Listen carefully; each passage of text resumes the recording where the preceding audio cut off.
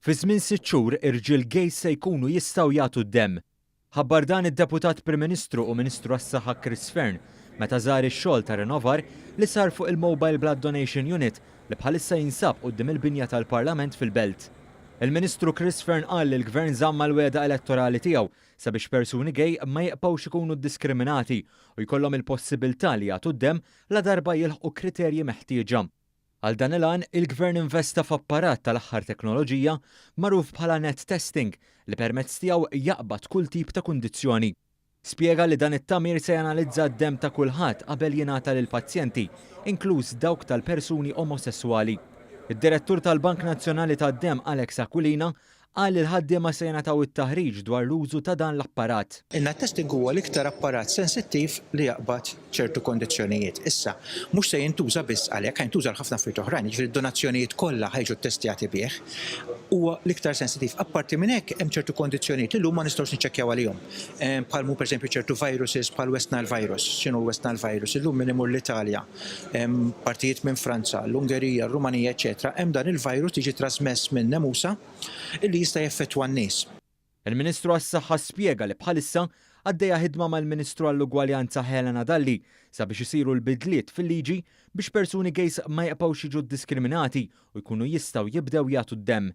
Aħna l-pjan tagħna hu illi la darba jkollna dat testjar u l-persuni li jiġu biex ikunu donaturi jilħu ċertu kondizzjonijiet, allura konna liġi ġdida nkunu nistgħu naċċettaw li daw il-persuni li jkunu donaturi, anzi nieħdu pjaċir li jkollna aktar donaturi biex nkunu nistgħu nkomplu nsalvaw aktar ħajjiet.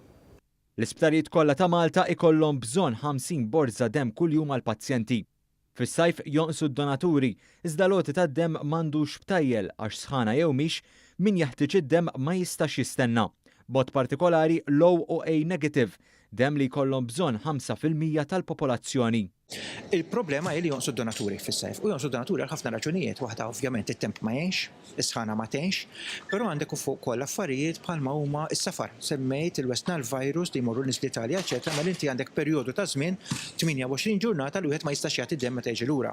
Il-bieraħ kien hemm pereżempju kważi 40% deferrals l-ġivinisti ġew jagħtu d-demm ma setgħux jagħtu ħafna minnhom kienu għax kienu msifrin f'pajjiżi li huma ta' riskju ta' dan il-West Nile virus għal 28 ġurnata irdu jistennew.